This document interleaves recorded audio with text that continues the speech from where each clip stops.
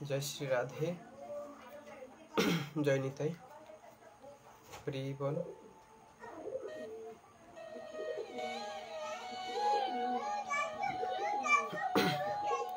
हरि बोल।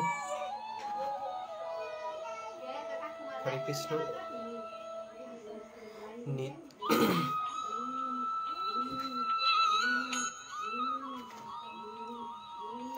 निताई गौर सीतानाथ प्रेमानंदे हरि हरि बोल। जय जय श्रीमती राधा रानी की जय। जय जय करुणामयी राधा रानी की जय। जय जय प्रेममयी राधा रानी की जय।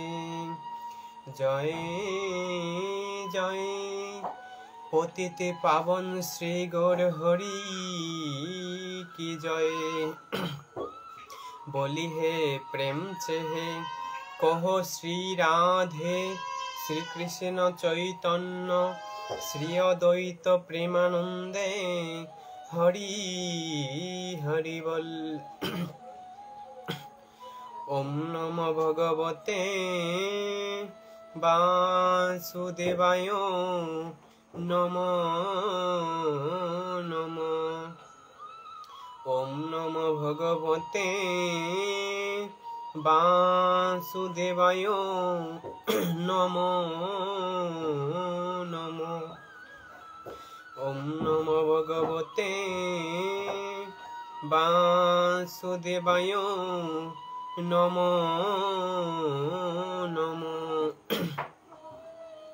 अखंड मंडलाकारणं व्याप्तं येन चराचरणं तत्पदं दर्शितं येन तस्मै श्री गुरुवे नमः। वाञ्छाकल्पतरुभ्यश्च कृपा सिन्धुभ्येव च पतितानां पावनेभ्यो वैष्णवेभ्यो नमो नमो। नमो महावदन्नाय कृष्ण प्रेम प्रदायते कृष्णाय कृष्ण चैतन्य नाम्ने गौरतिस्यै नमो नमो। नमो ब्राह्मण देवाय गो ब्राह्मण हिताय च जगद्दिताय श्रीकृष्णाय गोविन्दाय नमो नमो। हे कृष्ण करुणा सिंधु दीनबंधु जगत्पते गोपेश गोपिका कांत राधा कांत नमस्तुते। तप्त कांचन गौरांगी राधे वृंदावनेश्वरी वृषभानुसुते देवी प्रणमामि हरिप्रिये। वृंदाय तुलसी देव्यै प्रियाय केशव सच कृष्ण भक्ति प्रदे देवी सत्यवत्यै नमो नमो। जय रूप सनातन भट्ट रघुनाथ श्रीजीव गोपाल भट्ट दास रघुनाथ आमी এই জয় গুসারি করি চরণ বন্দন যাহা হইতে মিলে ভাই অভীষ্ট পূরণ। আমি এই জয় গুসারি করি চরণ বন্দন যাহা হইতে মিলে ভাই কৃষ্ণ প্রেম ধন। আমি তাঁদের চরণ সেবী ভক্ত শনে বাস, জনমে জনমে মোর এই অবিলাস।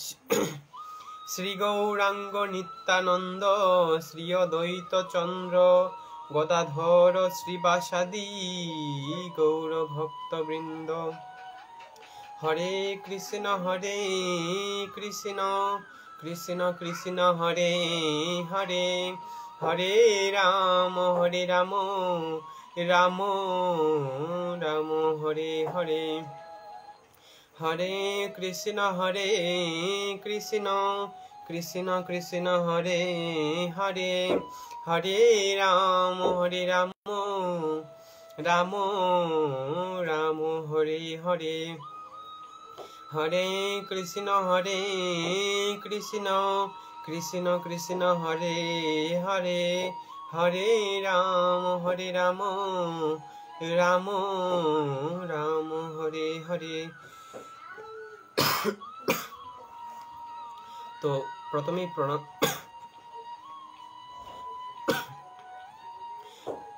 প্রণাম জানাই আমার পরমারাধ্য গুরু মহারাজ পরম পূজ্যপাদ রাধাকুণ্ড তট নিবাসী 108 পণ্ডিত শ্রীমৎ বৈষ্ণবপদ দাস বাবাজি মহারাজের শ্রী পাদপদ্মে প্রণাম জানাই। আজকে যারা লাইভটি দর্শন করছেন অথবা পরবর্তীতে সেটি দর্শন করবেন তাদের শ্রী পাদপদ্মে প্রণাম জানাই। আমার সেই শিক্ষাগুরুদের শ্রী পাদপদ্মে প্রণাম জানাই। যাদের অনুপ্রেরণা, যাদের অহেতুকী কৃপায় আজ এই পর্যায়ে আসতে পেরেছে, আপনাদের মতো সাধুগুরু বৈষ্ণবের সঙ্গ করতে পারছে, সেই বাংলাদেশ কৃষ্ণ অনুরাগী জাগ্রত যুবক সংঘের সকল গৌর ভক্তবৃন্দের শ্রী পাদপদ্মে প্রথমেই অধমের অপরাধ মার্জনা করবেন, কারণ আমার বিন্দুমাত্র সামর্থ্য যোগ্যতা কোনোটিই নেই। তো নিজ চরণে দাস জ্ঞানে অধম জেনে কৃপা করে চরণে রাখবেন। আর ভুল ত্রুটি হবেই তো, কারণ অধম, তো কৃপা করে চরণে রাখবেন। তো আজ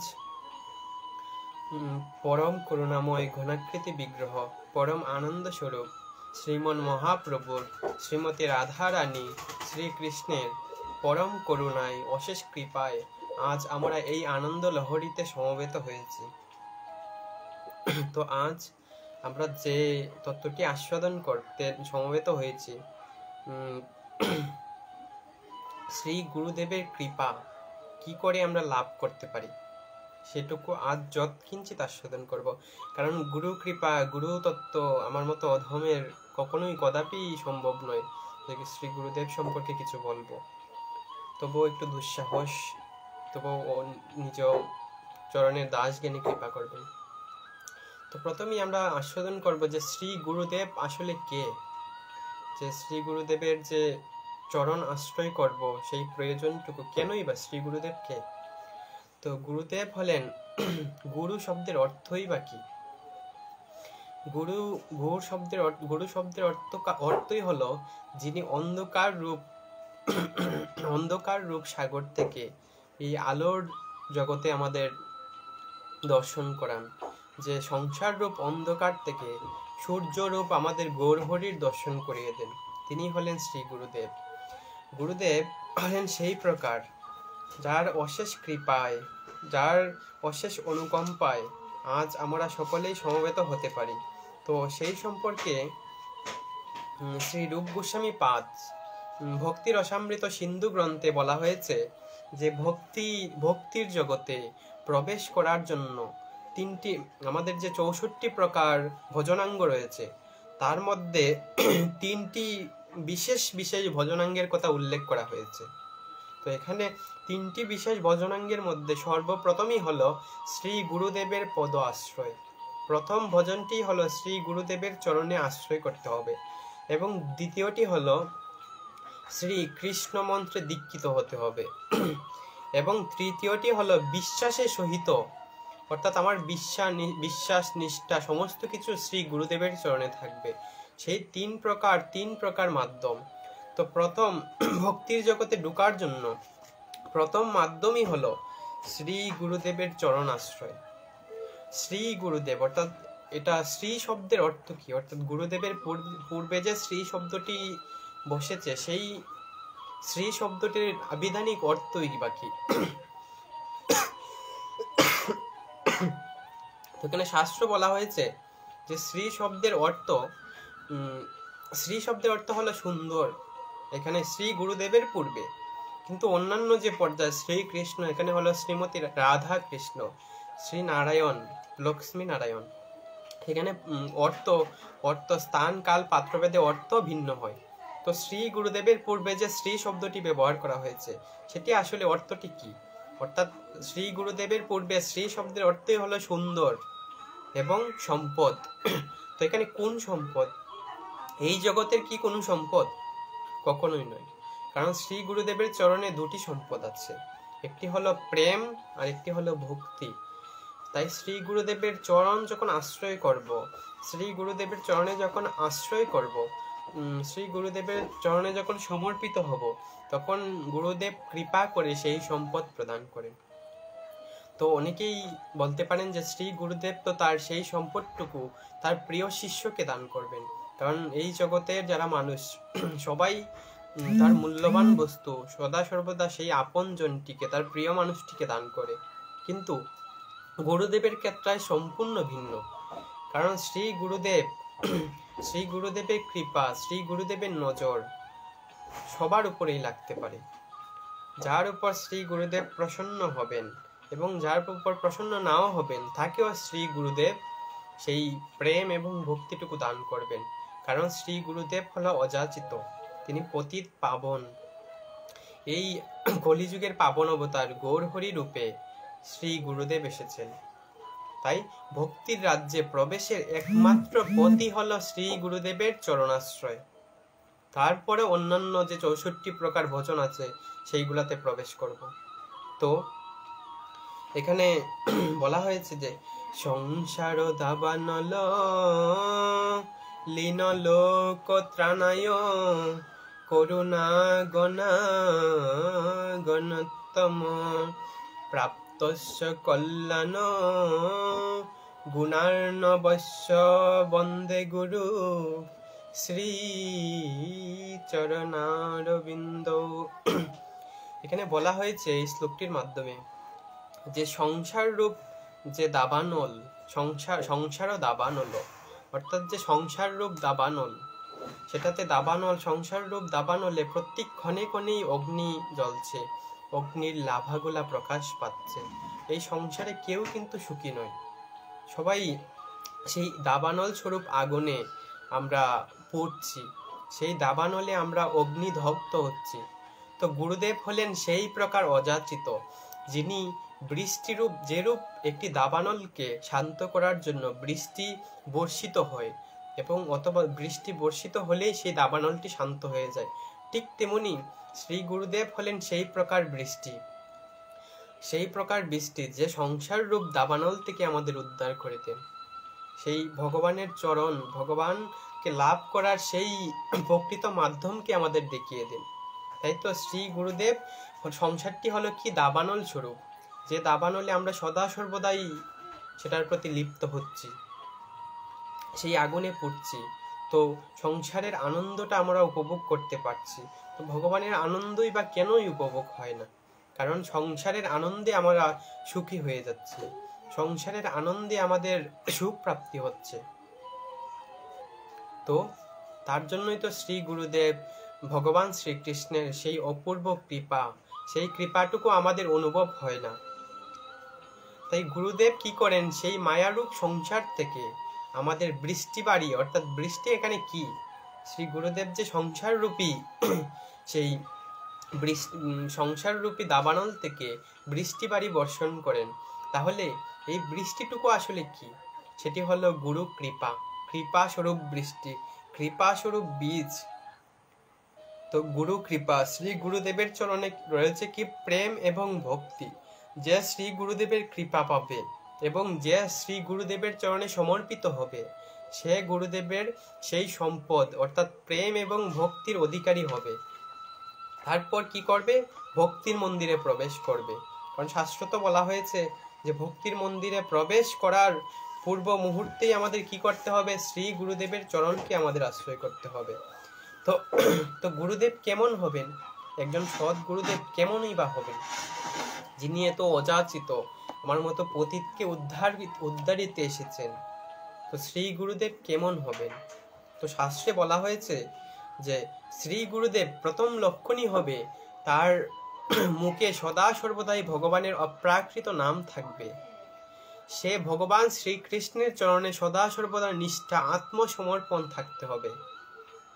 সেই তো শ্রী গুরুদেব, যার একমাত্র আধার, যার একমাত্র বর্ষাই হবে রাধা নাম, কৃষ্ণ নাম, যার একমাত্র আশ্রয়স্থলই হবে ভগবান, যার একমাত্র আশ্রয়স্থলই হবে ভগবান শ্রীকৃষ্ণের শ্রী চরণ, শ্রী পাদ পদ্ম। তারপর সে কি হবে?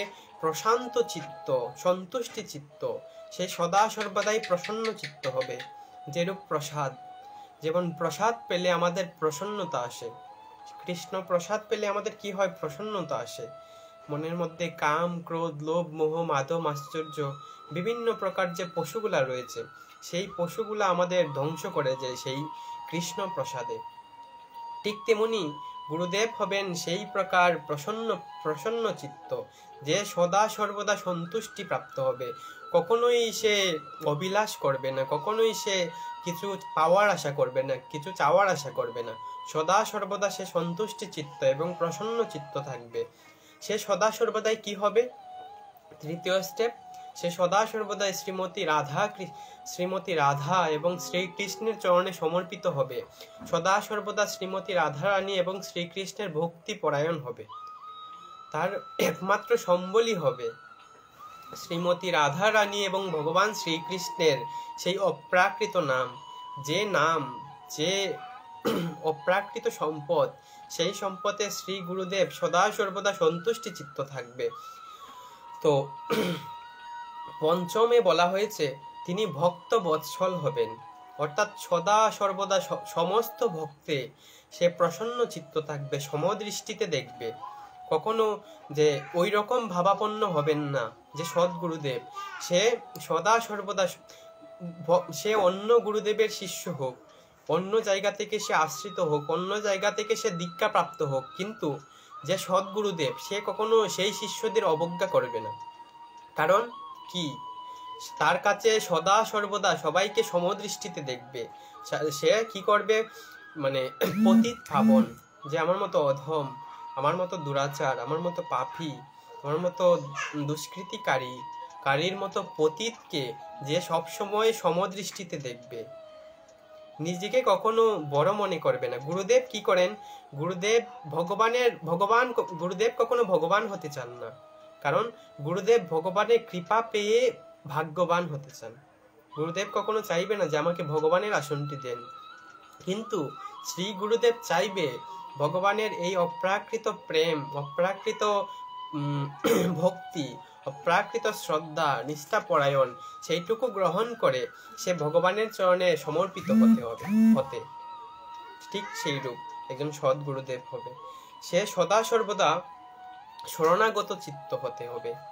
সে কি করবে? সদা সর্বদা তার একমাত্র শরণ, একমাত্র তার আত্মসমর্পণ, একমাত্র তার আশা পাওয়া আকাঙ্ক্ষা সমস্ত কিছুই শ্রী ভগবান শ্রীকৃষ্ণের চরণে থাকবে। তার নিজের বলতে কোনো কিছুই থাকবে না।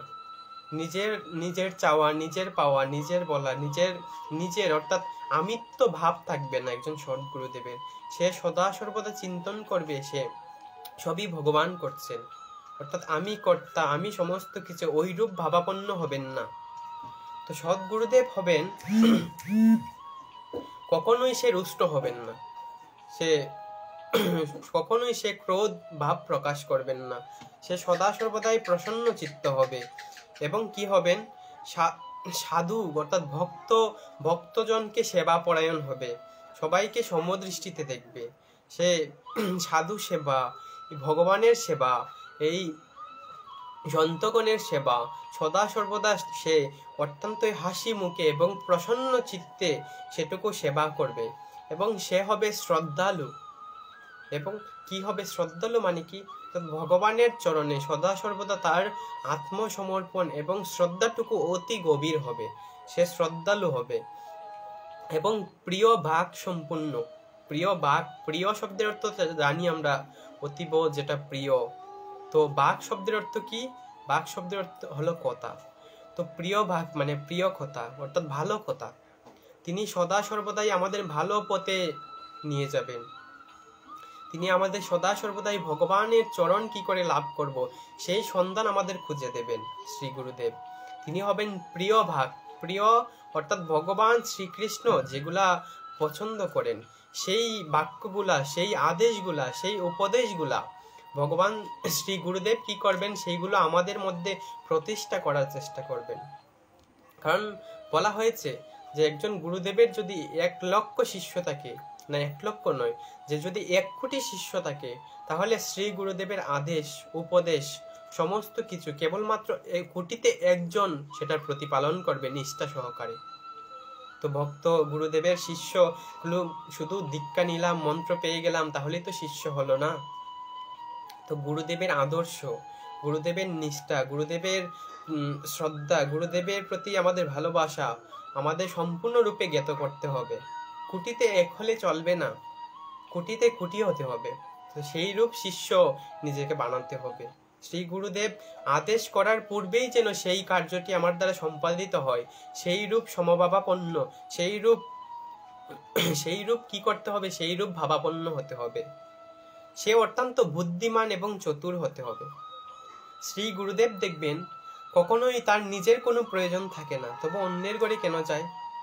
কারণ মহন্তের স্বভাব হয় পতিতে পাবন, নিজের কার্য নাহি তাকে যায় পরগর। অর্থাৎ শ্রী গুরুদেব, এই সন্ত শ্রী গুরুদেবের স্বভাব কি? নিজের কোনো কার্য থাকে না, নিজের কোনো অভিলাষ থাকে না, নিজের কোনো চাওয়া থাকে না, নিজের কোনো পাওয়া থাকে না, তবুও সে অন্যের ঘরে যায় কেন? তো আমরা বিশেষ করে যখন সাধু সন্ত শ্রী গুরুদেব যখন গৃহে যায়, তখন আমরা কি মনে করি যে কতগুলা চাল দিলাম, কতগুলা ডাল দিলাম, কত টাকা দিলাম, সেইটুকু আমরা হিসাব করি। কিন্তু একটা দিককে আমরা হিসাব করি যে আমার ঘরে কতটুকু অমঙ্গল ছিল, কতটুকু পাপ ছিল, কতটুকু অশ্রদ্ধা ছিল। শ্রী গুরুদেব যে কৃপা করে তিনি সেটুকু নিয়ে গেলেন, সেইটুকু তো আমাদের চোখে পড়ে না। গুরুদেব হবেন শ্রদ্ধালু, দয়ালু, এবং তিনি সদা সর্বদা তিনি আমরা যেরূপ ভাবে একজন মানুষ এবং একটি পশুর মধ্যে পার্থক্য দেখতে পাই, শ্রী গুরুদেব তেমন হবেন না। শ্রী গুরুদেব হবেন দয়ালু এবং সমদৃষ্টি সম্পন্ন, সকল জীবে সমদৃষ্টি সম্পন্ন। তিনি হবেন সকল জীব, অর্থাৎ একজন মানুষ যেরূপ, একজন কুকুরও তার কাছে সেই রূপ। কারণ তার মধ্যে শ্রী ভগবান শুষ্ক রূপ ধারণ করে আত্মারূপে বিরাজমান। তো আমাদের কেনই বা এই মানুষ অথবা কুকুর পশু পাখিকে বিভেদ হয় কেন? আমরা অন্তরের যে আত্মা রূপে ভগবান, সেই আত্মাটাকে আমরা উপলব্ধি করতে পারি না, সেই আত্মাটার অনুভব আমাদের মধ্যে হয় না। তাই তো আমাদের মধ্যে এত পার্থক্য, মানুষ উঁচু নিচু, ধনী দরিদ্র, পশু পাখি, এগুলাতে পার্থক্য।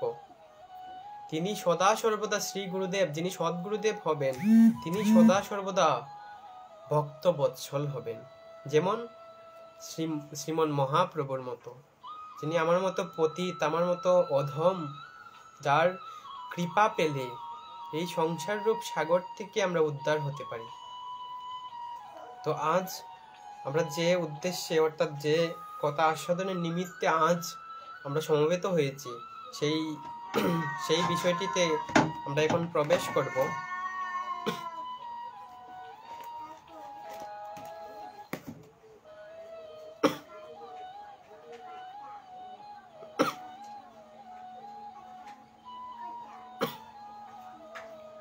তো গুরু ভক্তি লাভের উপায় কি করে গুরু ভক্তি লাভ করব? মন্ত্র তো সকলেই নিচ্ছে, কিন্তু সবাই কি আর শিষ্য হতে পারছে? শিষ্য হওয়া যায় না। কারণ কি? মন্ত্র নেওয়া সহজ, কিন্তু শিষ্য হওয়া কিন্তু ততটা সহজ নয়। কেনই ভাই? সেটার কারণ যতক্ষণ পর্যন্ত শরণাগত না হওয়া যাচ্ছে, যতক্ষণ পর্যন্ত শরণাপন্ন না হওয়া যাচ্ছে, যতক্ষণ পর্যন্ত আত্মসমর্পণ না হচ্ছে, ততক্ষণ পর্যন্ত শ্রী গুরুদেবের কৃপাকে অনুভব হওয়া যাবে না। শ্রী গুরুদেবের কৃপাকে আমাদের অনুভবে আসবে না। তো প্রথমেই আমাদের কি করতে হবে? শ্রী গুরুদেবের চরণে আত্মসমর্পণ করতে হবে, অর্থাৎ নিজের বলে কোনো কিছু জ্ঞান করতে হবে না। সমস্ত কিছুই এই জগতে প্রতিজ্ঞা কিন্তু দুই প্রকারের হয়। প্রথম প্রতিজ্ঞা হলো যে হে ভগবান, আমি তোমার চরণ ধরেছি, যে মরে গেলেও যাতে আমরা বিশেষ করে জড়ীয় জগতের মানুষ যারা বিষয়ে চিন্তায় মত্ত হয়ে আছি, তারা কি করি? কথায় কথায় প্রতিজ্ঞা করি যে সত্যি বলছি, মাইরি বলছি, ওই কাজটা আমি করে দেখাবো, ওই কাজটা আমার দ্বারা সংগঠিত হবে। কিন্তু একবার চিন্তা করি, যদি শ্রী ভগবান শ্রী গুরুদেবের যদি কৃপা না হয়, তাহলে এই কাজটা আমার দ্বারা কি করে সম্পাদিত হবে? ঠিক তেমনি প্রতিজ্ঞা দুই প্রকার। এক নম্বর প্রতিজ্ঞাই হলো যে ভগবানের চরণে, হে ভগবান, তোমার আমি চরণ ধরেছি, এই চরণ আমি মরে গেলেও যাতে শ্রী চরণ না ছাড়ি। দ্বিতীয় প্রতিজ্ঞা হলো যে হে গুরুদেব, আমি তোমার প্রত্যেকটি বাক্য, প্রত্যেকটি আদেশ, প্রত্যেকটি উপদেশ আমার নিজের চিত্তে ধারণ করব এবং সেগুলার প্রতিপালন করব। তো গুরু আজ্ঞা পালন করতে যদি আমার মৃত্যু পর্যন্ত হয়ে যায়, যদি যমরাজ পর্যন্ত উপস্থিত থাকেন আমার সম্মুখে, তাহলে যমরাজকেও আমাকে বলতে হবে যে আমি এখনো গুরুদেবের আজ্ঞা পালন করিনি, আমি এখনো ভগবানকে লাভ করতে পারিনি। যমরাজকেও তখন বলতে হবে যে আমি আগে গুরু আজ্ঞা পালন করি, ভগবানকে লাভ করি, তারপর তোমার কাছে আমি আত্মসমর্পণ করব, তোমার কাছে আমি নিজেকে সমর্পণ করব। কি করতে হবে? দুটোই প্রতিজ্ঞা, আগে ভগবানের চরণে নিজেকে সমর্পণ এবং গুরু আজ্ঞা নিষ্ঠা সহকারে প্রতিপালন করা। তো শরণাগত যতদিন না হওয়া যাচ্ছে, ততক্ষণ পর্যন্ত কিন্তু গুরু কৃপা হবে না। তো গুরু আজ্ঞা প্রতিপালনে নিষ্ঠা যার যতদিন না হচ্ছে, তার কিন্তু কৃপা হবে না, সে কখনো শিষ্য হতে পারবে না। শুধু জন্ম, অর্থাৎ আমি হাত আছে, পা আছে, তাই বলে কি আমি মানুষ? যদি মনুষ্যত্ব না থাকলো, তো আমি শ্রী গুরুদেবের কাছ থেকে মন্ত্র গ্রহণ করলাম, শ্রী গুরুদেবের কাছে সেই বীজটুকু গ্রহণ করলাম, যদি আমার মধ্যে শ্রী গুরুদেবের সেই আদর্শ, সেই নীতি, সেই নিষ্ঠা, সেই ভাবটুকু আমার আচরণে প্রতিপালিত না হলো, তো আমরা তো প্রত্যেক দিনই ভাগবত কথা আস্বাদন করি, ভাগবত কথা শ্রবণ করি, কিন্তু সেই ভাগবত কথা আস্বাদন এবং শ্রবণ করলেই চলবে না, সেটুকু আমাদের সংগ্রহ করতে হবে, হৃদয়ে ধারণ করতে হবে এবং তারপর সেটা আমাদের প্রতিপালন করতে হবে। তাহলে তো সেই ভাগবত কথা শ্রবণ, ভাগবত কথা আস্বাদনের কৃপা হবে, ক্রিয়া হবে। না হলে সেইটুকু কি রূপে আমরা অনুভব করব, কি রূপেই বা সেটুকু আমাদের অনুভবে আসবে? তো এটুকু আমরা একবার বিচার করি। তো স্কুলে ভর্তি হলে ছাত্র হওয়া সম্ভব, কিন্তু পাস করা সম্ভব নয়। কেন? না পড়লে কিন্তু পাস করা সম্ভব নয়। উত্তীর্ণ হতে গেলে কি করতে হবে? আমাদের কিছু পরিশ্রম করতে হবে, কারণ রেজাল্ট ভালো করতে হলে পরিশ্রম তো আমাদের করতেই হবে। তো যেরূপ পরিশ্রম করব, সেই রূপই তো আমাদের ফল প্রাপ্ত হবে। যদি আমি পড়লাম না, জানলাম না, তো আমি ফলের আশা করতে পারি না। তো আমি শ্রী গুরুদেবের কাছে আমি আত্মসমর্পণ করলাম, শ্রী গুরুদেবের কাছে আমি সমর্পিত হলাম, তো গুরুদেবের আদর্শকে মানলাম না, গুরুদেবের আদেশকে মানলাম না, গুরুদেবের আদর্শকে আমি প্রতিপালন করলাম না, তাহলে সেই দীক্ষার তো কোনো মূল্য নেই, সেই দীক্ষা বৃথা। শুধু গুরুচরণ আশ্রয় করলেই যে আপনি ভক্তির দ্বারে প্রবেশ করে ফেললেন, ভক্তির দ্বারে আপনি গেলেন, গুরু দীক্ষা পেলেই যে আপনি গুরুচরণ ভক্তিকে লাভ করতে পারলেন, সেটুকু কিন্তু মুখ্য বিষয় নয়। অর্থাৎ আপনি একটা জমি পেয়েছেন, সেটাতে যদি আপনি বীজ বপন না করেন, তাহলে কি সেই জমিতে ফসল ফলবে? কদাপি নয়। তো এই জমি পেয়েছি, এই দীক্ষা পেয়েছি, পবিত্র দীক্ষা পেয়েছি, কিন্তু সেটার প্রতিপালন করছি না, সেটাকে চরিত্রে ধারণ করছি না, তাহলে কি রূপে সেই গুরুরূপী কৃপা, সেই গুরুরূপী বীজ থেকে আমরা ফলের আশা করতে পারি, ভগবানকে পাবার আশা করতে পারি? এটুকু একবার বিচার করি। তো গুরু রুষ্ট হলে কৃষ্ণ রাখিবারে নারে, আর কৃষ্ণ রুষ্ট হলে গুরু রাখিবারে পারে।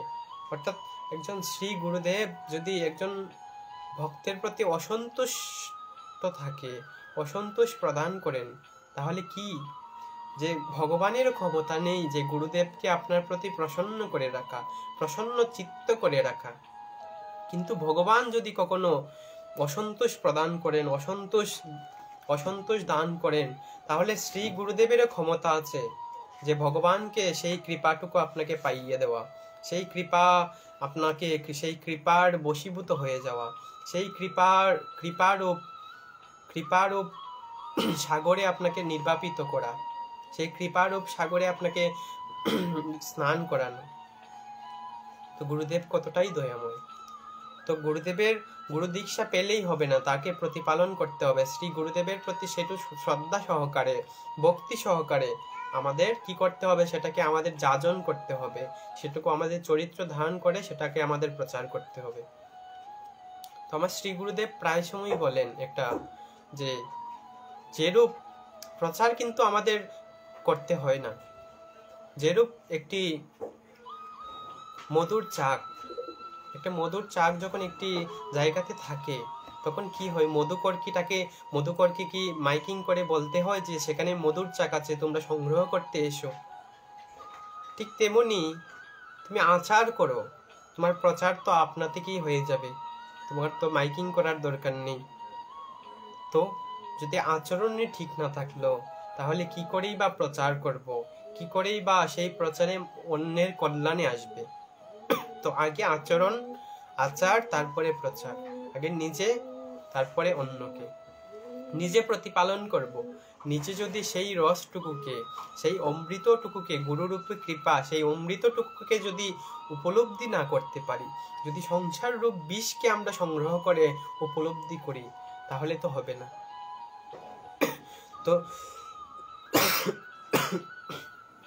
তো আশ্রয় করিয়া বন্দে শ্রী গুরু চরণ, যাহা হইতে মিলে ভাই কৃষ্ণ প্রেমধন। যে শ্রী গুরুদেবের চরণে আশ্রয় করেন, যে শ্রী গুরুদেবের চরণে সমর্পিত হন, আত্মসমর্পণ করেন, যে গুরুদেবের চরণই একমাত্র আশ্রয়স্থল বলে মনে করেন, সেই তো ভগবানের সেই প্রেমধন, সেই প্রেম রসটুকু সে আস্বাদন করতে পারবে, সেই প্রেমের সাগরে সে ভাসতে পারবে। তো প্রথম আমাদের সেই প্রেম সাগরে ভাসতে হলে, সেই অপ্রাকৃত তত্ত্বকে বুঝতে হলে, সেই অপ্রাকৃত বস্তু আমাদের প্রাপ্ত হলে, তো ঠিক তেমনি তো দেখবেন, যদি কোনো অপ্রাকৃত জিনিস আমাদের প্রাপ্ত হতে হয়, তাহলে অবশ্যই সেই অপ্রাকৃত ভাবটি আমাদের জাগ্রত করতে হবে। তো যদি বিষয়ী ভাব থাকে, তাহলে তো সেই অপ্রাকৃত গুরুতত্ত্বকে আমরা বুঝতে পারবো না, শ্রী গুরুদেব তত্ত্বকে আমরা জানতে পারবো না।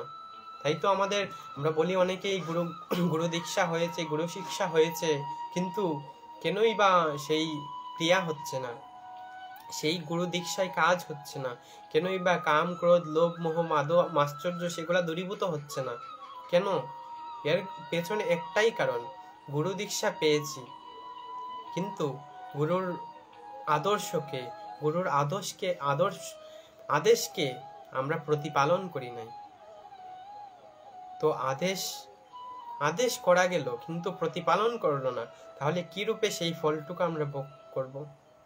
তাই তো শাস্ত্রে বলা হয়েছে যে জীবেরও নিস্তার লাকি নন্দসুত হরি, ভুবনে প্রকাশ হন গুরুরূপ ধরি। অর্থাৎ যে এই নন্দসুত হরি বলতে কি বোঝানো হয়েছে? গৌর হরি, ভগবান শ্রীকৃষ্ণ। যে ভগবান শ্রীকৃষ্ণ এই কলিযুগ পাবন অবতার শ্রী গৌর হরি, তিনি শ্রী গুরুরূপ ধারণ করে এই মর্তে এসেছেন, এই পৃথিবীতে এসেছেন। কিসের জন্য?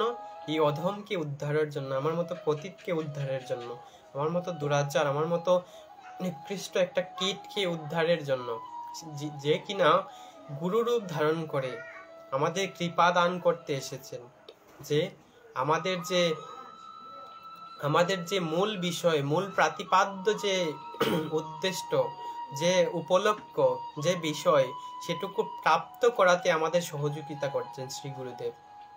কতটাই অযাচিত শ্রী গুরুদেব, যিনি কিনা মহাপ্রভুর মতো যার প্রচার, যার প্রত্যেকটা আচরণ মহাপ্রভুর আদর্শে স্থাপিত, মহাপ্রভুর আদর্শে লালিত হচ্ছে।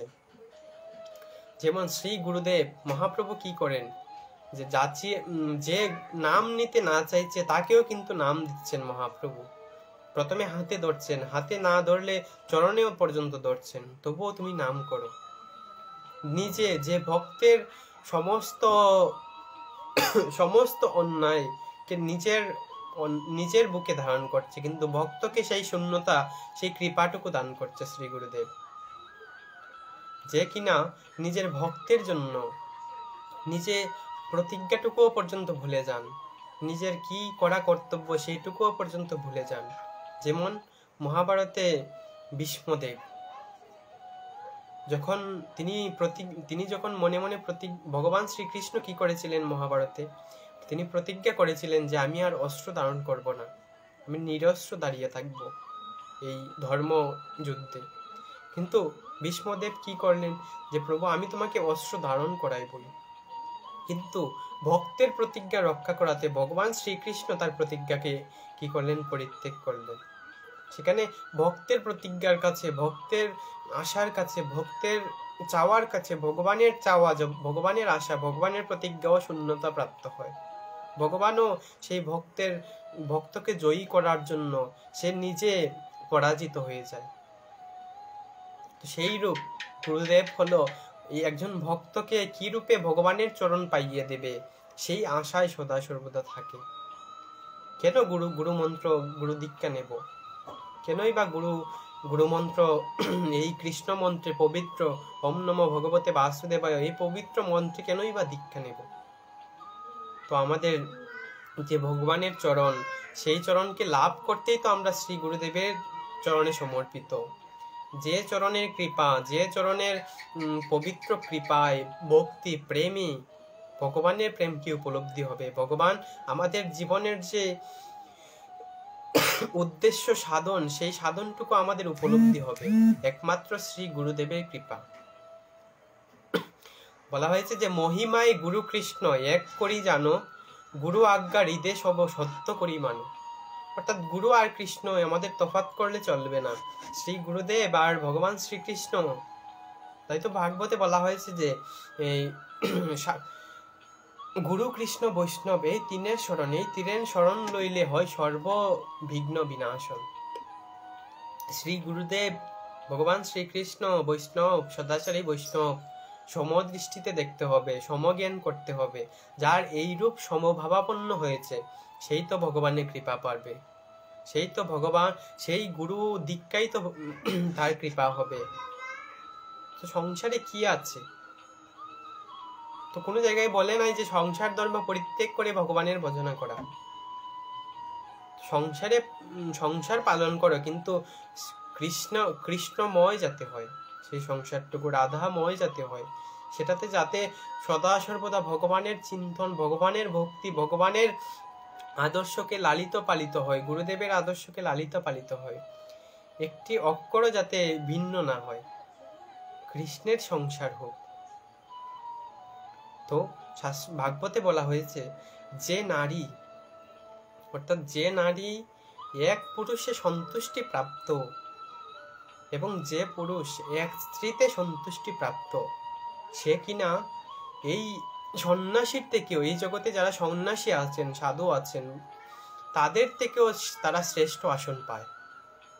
যে এক চিত্তে সন্তুষ্টি প্রাপ্ত, অর্থাৎ স্ত্রীর কাছে শুধু স্বামী তার প্রতি আসক্তি হবে এবং নিজ স্বামী, পরস্বামী কিন্তু নয়। আর সেই স্বামীর কাছে নিজ পত্নী তার আসক্তির বিষয় হবে, সেই প্রতিপাদ্য বিষয় হবে। তো অন্য যারা আছে, যারা বিবাহিত আছে, তাদের কি করতে হবে? মা জ্ঞানে সেবা করতে হবে, মা দৃষ্টিতে দেখতে হবে। আর যারা অবিবাহিত আছে তাদের বোন, নিজ সন্তান। আর কি করতে হবে? একজন মেয়েকে, একজন নারীকে সে কি করবে? সবাইকে, যারা বয়স ঊর্ধ্বে আছে সবাইকে বাবা জ্ঞান করতে হবে, এবং যারা ছোট আছে তাদের সন্তান জ্ঞানে দেখতে হবে। তাই তো ভগবান কি বলছেন যে গুরু কৃষ্ণ বৈষ্ণব এই তিনকে, গুরু আর কৃষ্ণকে কি করতে হবে? আমাদের সমভাবাপন্ন করে দেখতে হবে। তারপরেই তো ভগবানের কৃপা লাভ হবে, শ্রী গুরুদেবের কৃপা লাভ হবে। তো তো শ্রী গুরুদেবের কৃপা লাভ করতে হলে আগেই আমাদের কি করতে হবে, মনের স্থিতি এবং নিজ দৃষ্টিভঙ্গির পরিবর্তন করতে হবে এবং শ্রী গুরুদেবের চরণে নিজেকে আত্মসমর্পণ করতে হবে। কারণ আত্মসমর্পণ যতক্ষণ পর্যন্ত না হচ্ছে শ্রী গুরুদেবের কৃপা কিন্তু অনুভব হবে না। শ্রী গুরুদেবের কৃপাকে আমাদের ততক্ষণ পর্যন্ত মূল্যায়নই করা হবে না। তো আত্মসমর্পণই যথার্থ।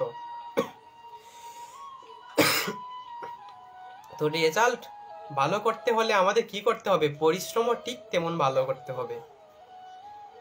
আর সাধন অঙ্গে কি করতে হবে, যে পরিশ্রমং বিষ্টা কৃপায়া সিদ্ধবোধন। এখানে কি বলা হয়েছে, যে পরিশ্রমং বিষ্টা, পরিশ্রম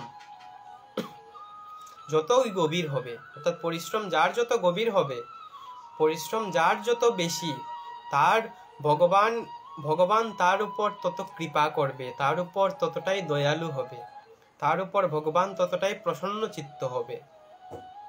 সেই পরিশ্রমটুকু কি হতে হবে, গুরুচরণে। পরিশ্রম কি, সাধন পরিশ্রম। পরিশ্রম কি, ভগবানকে পাওয়ার পরিশ্রম, অন্য কোনো পরিশ্রম নয়। পরিশ্রম কি, গুরুচরণে শরণাগত হয়ে গুরু আজ্ঞা প্রতিপালন করার পরিশ্রম। তো পরিশ্রমটি হবে সেই রূপ, মিথ্যা না বলার জন্য পরিশ্রম। তো মিথ্যা না বলার জন্য কিন্তু পরিশ্রম করতে হয়, সত্য বলবার জন্য পরিশ্রম করতে হয়, হরির নাম সংকীর্তন করবার জন্য পরিশ্রম করতে হয়। তারপর কি, ভগবত প্রসাদ পাওয়ার জন্য পরিশ্রম করতে হয় আমাদের। সহজে তো ভগবানের কৃপা, ভগবানের প্রসাদ পাওয়া যায় না, সহজে তো গুরু আজ্ঞা পালন করা যায় না। তো এটা তো বলা হয়েছে 1000 ভক্তজনকে বলা হলো যে গুরু আজ্ঞা পালন করো, এটা পালন করো, ওটা পালন করো। তো 1000 জনের মধ্যে কিন্তু না, 1 লক্ষ অর্থাৎ কোটি জনকে আজ্ঞা করলো যে শ্রী গুরু পাদ পদ্ম, যে গুরু আজ্ঞা পালন করো। কোটিতে 1 জন হবে সেই প্রতিপালন করবে, কোটিতে 1 জন গুরু আজ্ঞা পালনে ব্রতী হবে। তো একবার বিচার করি, তো এখানে 3 প্রকার শিষ্যের বর্ণনা করা হয়েছে।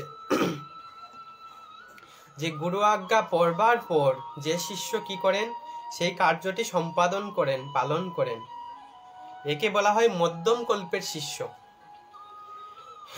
গুরুদেব আজ্ঞা করলেন যে এটা করো, কিন্তু গুরুদেব আজ্ঞার পর যে গুরুদেব বলার কথা তো বলবেই না, এটা আমার বিষয়, সেটা না করলেই হলো, এরূপ যদি কারো প্রতিপালন হবে, যে গুরুদেব বলল যা না তাই বলবে গুরুদেব, তাহলে যে প্রতিপালন করতে হবে, যে গুরুদেব বলার কথা বলবে।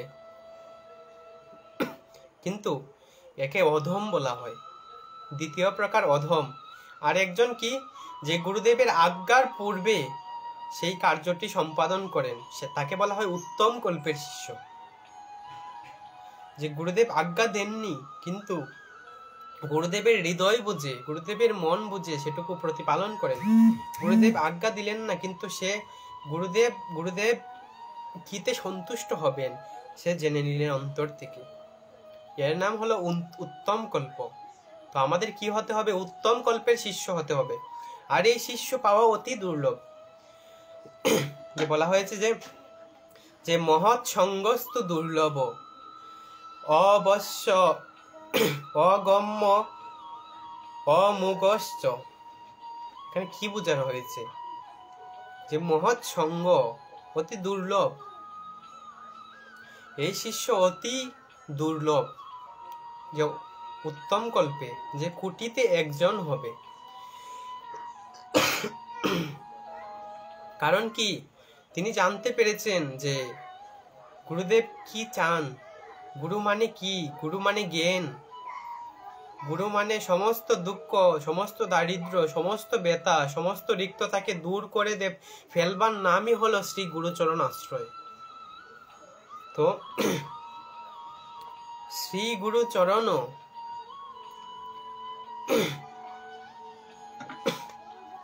শ্রী গুরু চরণ শরণ রজ, অর্থাৎ শ্রী গুরুদেবের চরণে কি করতে হবে? আমাদের সদা সর্বদা শরণাগতি চিত্ত হতে হবে। তার চরণ পদ্মের যে মন মুকুর হয়ে যদি একবার শ্রী গুরু পাদ পদ্মে চরণে যদি নিজেকে সমর্পণ করতে পারি, তাহলে ভগবানকেও তার কাছে আসতে হয়, তাহলে ভগবানকেও আসতে হবেই। ভগবান সেই ভক্তের কাছে ধরা দিতেই হবে, ভগবানও সেই সময় চলে আসেন। যদি ভগবানকেও সেই সময় ছুটে আসতে হয়, যদি কেউ শ্রী গুরুদেবের চরিত্র, শ্রী গুরুদেবের আদর্শ, শ্রী গুরুদেবের বাক্যকে সে প্রতিপালন করে। ভগবানের কাছে যাওয়ার কিন্তু আমাদের প্রয়োজন নেই যে ভগবানের কাছে যেতে হবে, ভগবানকে পাওয়া যাবে। কিন্তু ভগবান বললেন যে ভগবান তোমার কাছে আসবে, ভগবান আপনার কাছে আসবে। ভগবানও সেই সময় ছুটে ছুটে আসবেন আপনার কাছে। কখন আসবেন? যখন আপনার গুরু ভক্তি, আমার গুরু ভক্তি গভীর হবে, সেই দিন ভগবান গুরুদেবের চরণে যেদিন আমার আত্মসমর্পণ হবে, সেই দিন কি হবে? ভগবান শ্রীকৃষ্ণ স্বয়ং আমার কাছে এসে বাধা দেবেন। গুরু ভক্তি কি? ভগবানের প্রতি ভক্তি, শ্রীকৃষ্ণের প্রতি ভক্তি। গুরুচরণে শরণাগত হলেন যে, সেই তো সেই ভক্তিটুকু, সেই কৃপাটুকু লাভ করতে পারবে। না হলে তো তার গুরুচরণে ভক্তি জন্মালো, তার মানে ভগবানকে তুমি ভালোবাসলে, ভগবানকে তুমি পেয়ে গেলে। তো গুরুচরণ আশ্রয় গ্রহণ করবার অর্থ হলো যে আমাদের কৃষ্ণ প্রাপ্তি। আমরা যে পথ চলি, সেই পথ চলা সার্থকতা কখন হয়? যখন আমরা গন্তব্যস্থলে পৌঁছাই। ঠিক তেমনি পথে হাতি কেন? যে গন্তব্যস্থল যাব, যে ওই স্থানে যাব, সেই জন্য পথ চলছি। শ্রী গুরুদেব কে? যে এমন পথ, যে পথে গেলে নিতাই গৌর চরণ লাভ করব, যে চরণ পেলে আমরা ধন্য হয়ে যাব, সেই নামটি কি? শ্রী গুরু পাদ পদ্ম। তো গুরুদেব কাকে বলেন? গুরুদেব তাকে বলেন যিনি বিরাট তত্ত্ব, যিনি অঘোর তত্ত্ব, অখণ্ড তত্ত্ব। অখণ্ড তত্ত্বের সঙ্গে যে সম্বন্ধ আমাদের প্রদান করেন, যে সম্বন্ধ, যে সংযোগ আমাদের করিয়ে দেন, তিনি হলেন শ্রী গুরুদেব। এটি হলো শ্রী গুরু তত্ত্ব, যে অখণ্ড মণ্ডলা কারণম। যে কেমন অখণ্ড? যাকে কখনোই কোনো সময় শেষ করা যায় না। শ্রী গুরুদেব হলো অখণ্ড তত্ত্ব, যে তত্ত্বটি পূর্ণ, অখণ্ড। খণ্ড মানে আজ আছে কাল নেই, তার নাম হলো খণ্ড। আর অখণ্ড মানে যিনি চিরকাল নিত্য শাশ্বত এবং অনাবিল পরমানন্দ তত্ত্ব প্রদান করে, তার নাম হলো অখণ্ড তত্ত্ব। তো শ্রী গুরুদেব হলেন অখণ্ড তত্ত্ব। অখণ্ড তত্ত্ব কি? যে শ্রী গুরু পাদ পদ্ম। যে সংসার হলো খণ্ড, যে সংসারের সাথে সম্বন্ধ যাদের, সমস্ত কিছুই আজ আছে কাল নেই, সেটা খণ্ড। সংসারের সাথে শরীরে যাদের সম্বন্ধ, শরীরধারী মানুষ যারা, অর্থাৎ আমরা, সমস্ত কিছুই মিথ্যা জগতে জমতে থাকে। খণ্ড মানে কি? মিথ্যা, যা আজ আছে কাল থাকবে না, তা হলো খণ্ড। আর অখণ্ড কি? যা কখনো কোনো সময় শেষ হয় না, চিরকাল থেকে যায়, এবং সেটিই হলো অখণ্ড। তাহলে শরীরের সাথে যাদের সম্বন্ধ, সে সংসারের সম্বন্ধ, যে শরীর যতদিন আছে সংসার আমার আছে, আমার সংসার, যে আমি যে আমার সংসার বলি, কতদিন আমার সংসার? যে যতদিন শরীর আছে ততদিন আমার সংসার।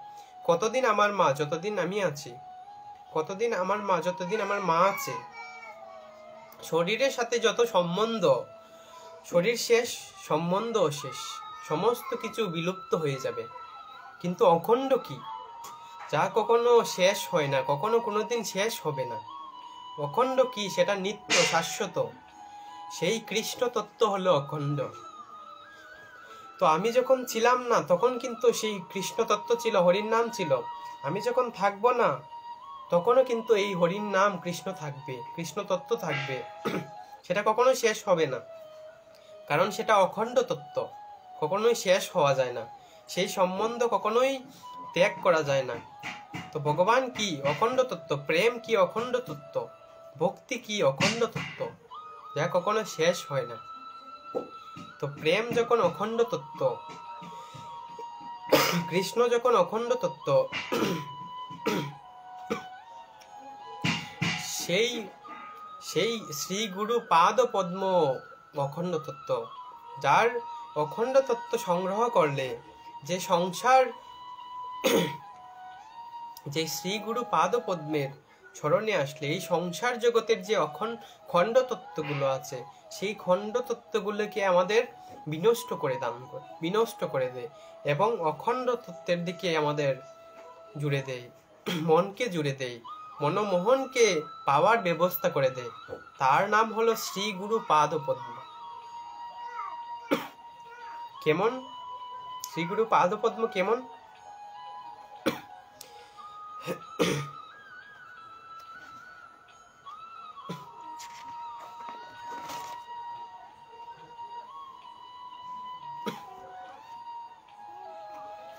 জয় শ্রী রাধে।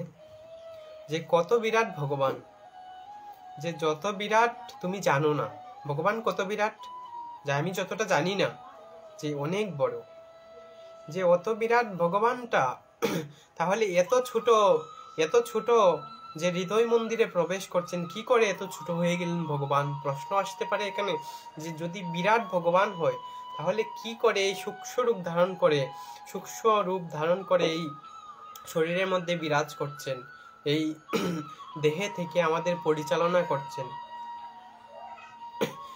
যে বললেন যে শ্রী গুরু পাদ পদ্ম সাধনা করে এই বিরাট তত্ত্বকে যে হৃদয় মন্দিরে বেঁধে রাখলেন অতি স্বল্প করে, এর নামই হলো শ্রী গুরু পাদ পদ্ম। আর সেই কৃষ্ণকে পেতে তোমাকে আমাকে কৃপা করতে শ্রী গুরু পাদ পদ্ম এগিয়ে আসেন, কৃষ্ণকে পাইয়ে দিতে পারেন, কৃষ্ণ ভক্তি পরায়ণ করে দিতে পারেন, ভগবানকে পাইয়ে দিতে পারেন। তো আমাদের তত্ত্ব কি? আর এই প্রেম যখন অনন্তের সঙ্গে সম্পর্ক করিয়ে দেয় তখন কি হয়? তখন রোম রোমে কি হয়? সন্ত স্বভাব প্রতিফলিত হয়, সন্ত স্বভাব পরিলক্ষিত হয়। যখন প্রেম অখণ্ড তত্ত্বকে স্পর্শ করে, এই জগতের প্রেম সদা সর্বদা মিথ্যা প্রতিপন্ন হয়, আজ আছে কাল থাকবে না। যা দেখা যায় এই সংসারের সাথে সম্বন্ধ, স্ত্রী পুত্র পরিজন সমস্ত কিছুই কার দেহ? এগুলা দিয়েছে অন্য কেউ, সময় মতো আবার নিয়েও চলে যাবেন।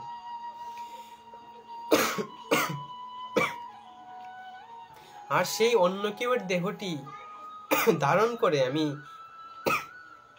অহংকার করলাম, অভিলাষ করলাম, কিন্তু সেই অন্য কেউকে আমি ভুলে গেলাম। যে যাওয়ার সময় আমি আর নেই, কিন্তু অন্যের কাঁধে চড়ে আমি শ্মশানে চলে গেলাম। শ্মশানে আমার দেহখানা শেষ হয়ে যায় সেই দিন। খেলার সাথী গো যারা, সাথে যে যাবে না তারা, একেলা চলে যেতে হবে। সাদেরও দেহকানি নিয়ে যাবে শ্মশান কানি, এক মুঠো চাই হয়ে রবে। দেহের তো কোনো তত্ত্ব নেই, এই সংসারটাই সংসার।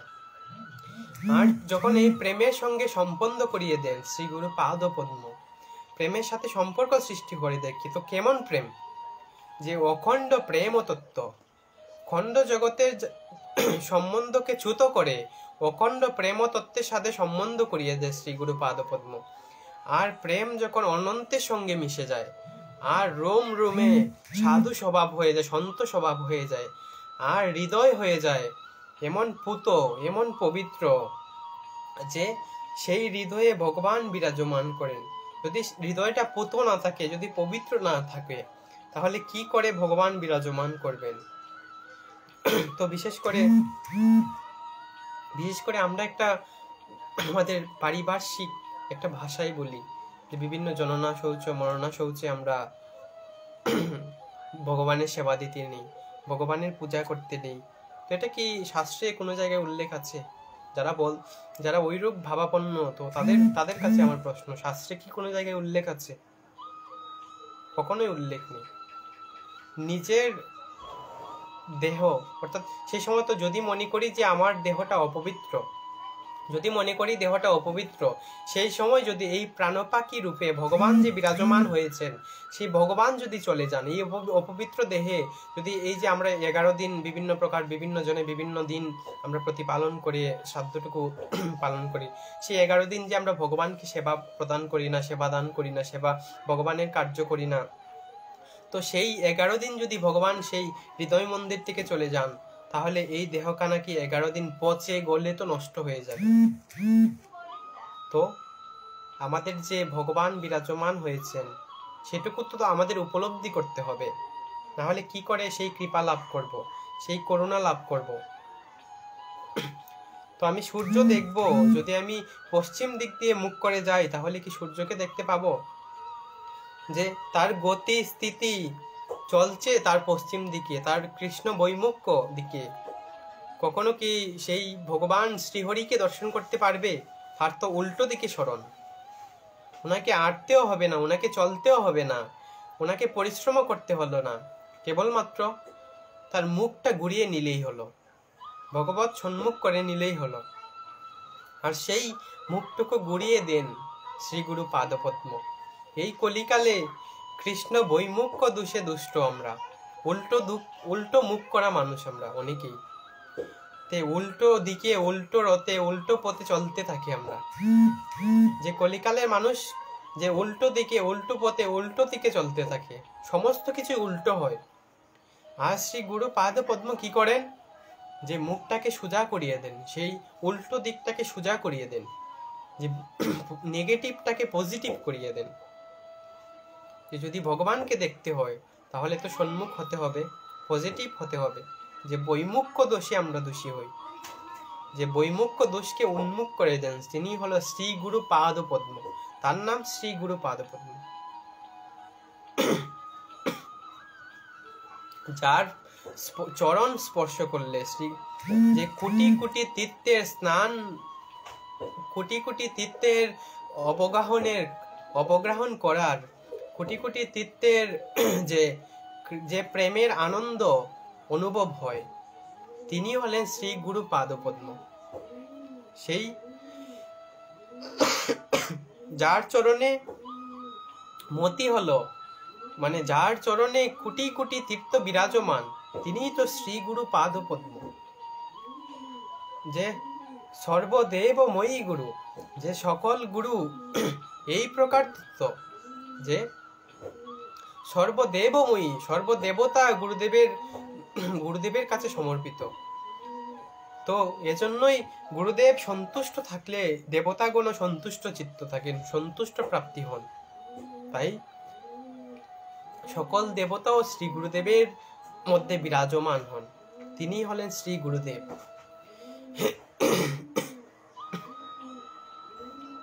গুরুতত্ত্ব হলো এমন এক প্রকার, যা যদি আস্বাদন না হয়, যা যদি আমাদের অনুভব না হয়, তাহলে কখনো সেই কৃপা, সেই অপ্রাকৃত, তো গুরুদেবও সৃষ্টি করেন, ব্রহ্ম সৃষ্টি করেন, কিন্তু ব্রহ্মার সৃষ্টিতে কি সেটা ধ্বংস হয়। তো গুরুদেব এমন এক মনুষ্য সৃষ্টি করেন, এমন এক তত্ত্ব দিয়ে সে সৃষ্টি করেন একটা মানুষকে, যে সেই তত্ত্ব, সেই অপ্রাকৃত বীজটুকু কখনোই ধ্বংস হয় না। সেটা সদা সর্বদা যত সময় যাবে ততই সেটা প্রজ্বলিত হবে, ততই সেটার গুণ প্রাপ্ত হবে, ততই সেটার কৃপাকে আমরা অনুভব করতে পারবো। তো শ্রী গুরু পাদ পদ্মের কৃপা যে আশ্রিত জনই তারা অনুভব করতে পারবে, যারা কৃপা পেয়েছেন তারাই অনুভব করতে পারবে।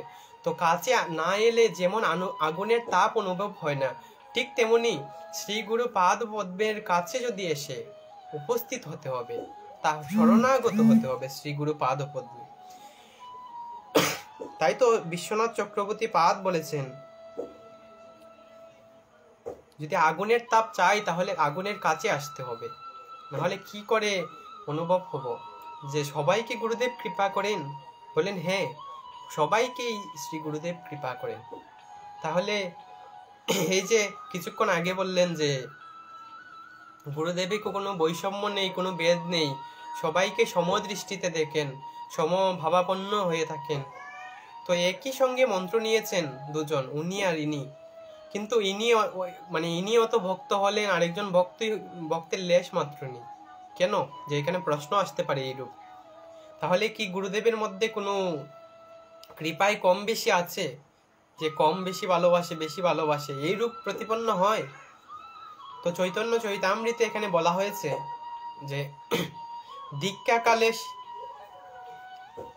দীক্ষাকালে শিষ্য করে আত্মসমর্পণ। একজন শিষ্য কি করেন দীক্ষাকালে? আত্মসমর্পণ করেন। আর শ্রী গুরুদেবের চরণে একজন শিষ্য আত্মসমর্পণ করেন, আর সেই কালেই শ্রী গুরুদেব তাকে আত্মসম করেন, ভগবানও তাকে আপন করে নেন। কারণ গুরুদেব হলেন ভগবানের অতীব প্রিয়।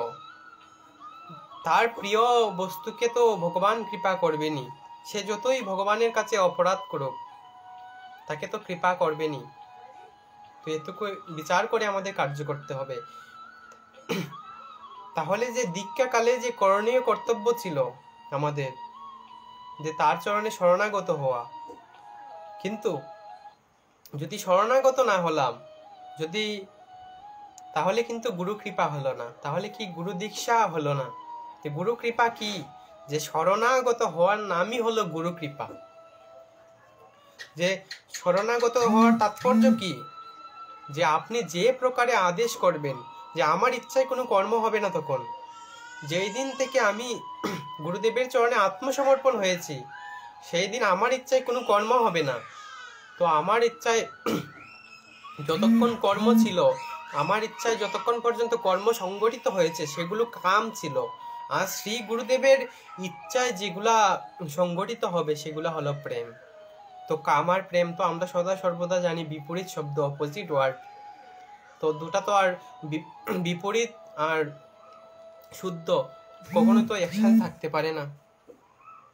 তো কাম থাকবে প্রেম থাকবে না, প্রেম থাকবে কাম থাকবে না, আলো আছে অন্ধকার থাকবে না, ভালো আছে মন্দ থাকবে না, এরূপই তো প্রতিপন্ন হবে।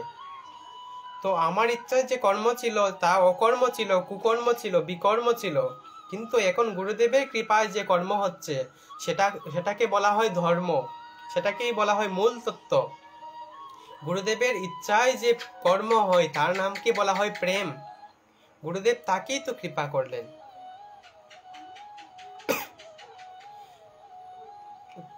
তো গুরু শ্রী পাদ পদ্মের প্রতি আমাদের বিশ্বাস, ভালোবাসাটুকু জাগ্রত করতে হবে। গুরুদেব কি বলেন সেগুলো আমাদের অক্ষরে অক্ষরে প্রতিপালন করতে হবে। ঠিক তেমনি এক শিষ্য ছিলেন যে কিনা গুরুদেবের আদর্শে, গুরুদেবের প্রতিপালন আদেশ সমস্ত কিছুই সে প্রতিপালন করত।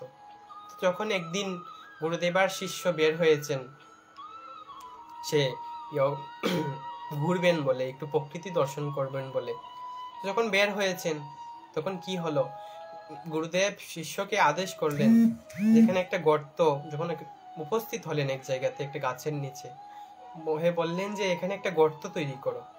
তো সেই শিষ্য আর প্রশ্ন করলেন না শ্রী গুরুদেবকে। কারণ কি প্রশ্ন করলেন না কেন? যে তিনি শ্রী গুরুদেবের চরণে সমর্পিত হয়ে আছেন, আশ্রিত জন তিনি গুরুদেবের প্রতি নিষ্ঠা পরায়ণ। সেই গর্তটি করলেন, করার পর কি করলেন, গুরুদেব আদেশ করলেন যে এখানে ওই দূরে 3টা বাচ্চা সন্তান দাঁড়িয়ে আছে, তাদের নিয়ে আসো।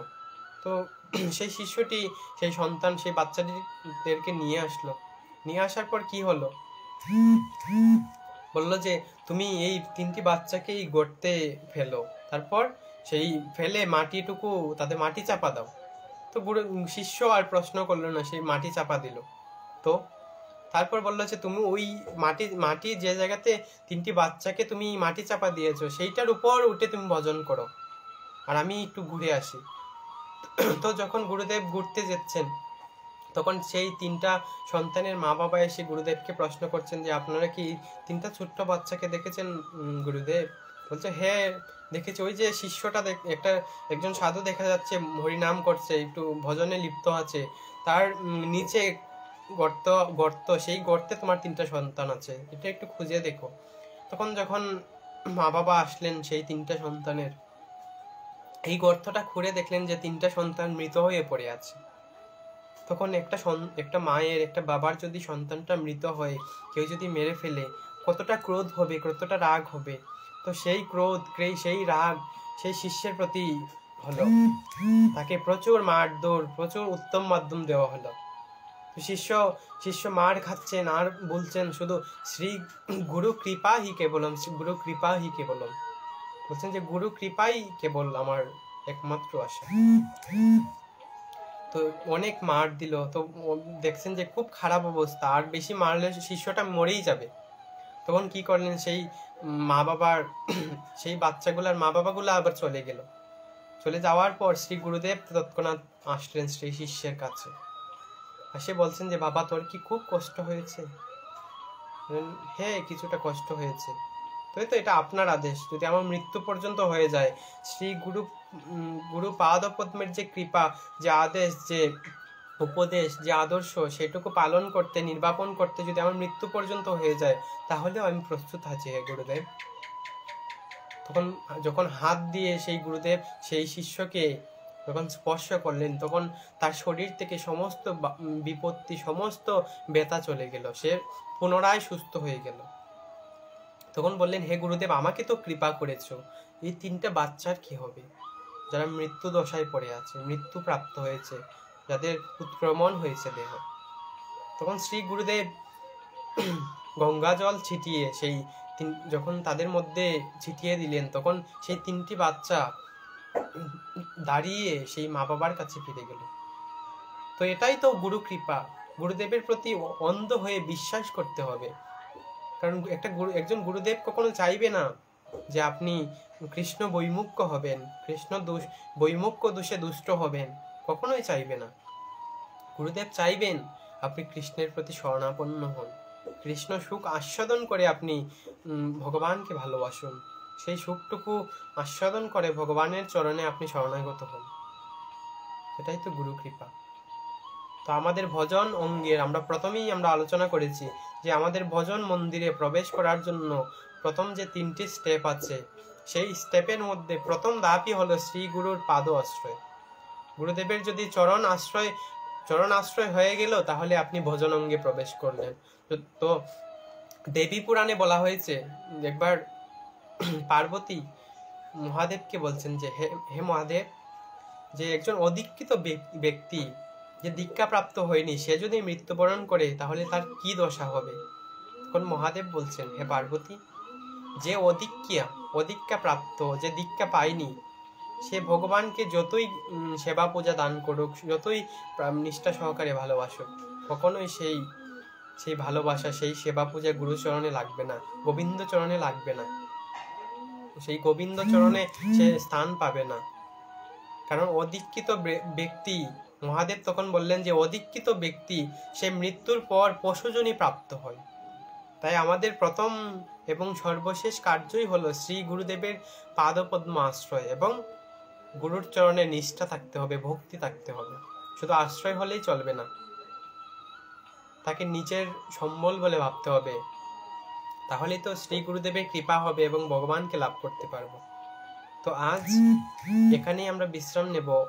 তো অনেক সময় অনেকের অপচয় করেছি, যারা লাইভ দর্শন করছেন ও আমার নতবা দর্শন করবেন, তাদের চরণে হয়তো অনেক অপরাধ হয়েছে দাসের।